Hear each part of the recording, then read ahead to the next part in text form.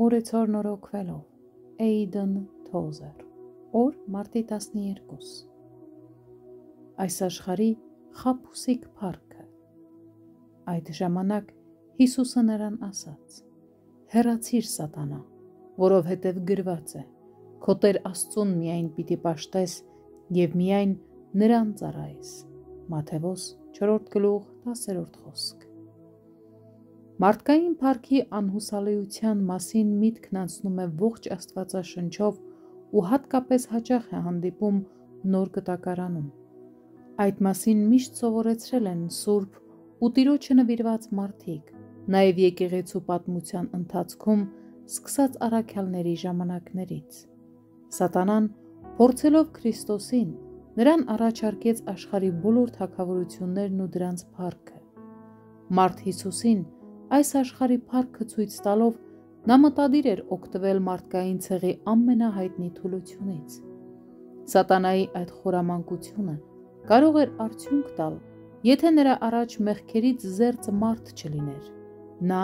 ով լցված էր Սուրբ Հոգով ու իմաստությամբ, ում հայացքը թափանցում է ամենախորքը, չշեղվելով այս աշխարհի կեղծ փայլից։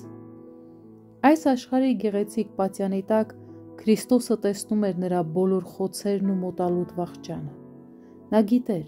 որ այս աշխարհի փառքը ընդամենը խայծ էր հիմարների համար, իսկ սատանայի բոլոր խոստումները սուտ։ Մեր Տերը տեսնում էր այն, ինչը բաց չէր մյուսների համար։ Նա տեսնում էր ոչ թե գեղեցկությունը, այլ մահը, մարդկային հոգու սարսափելի մահը։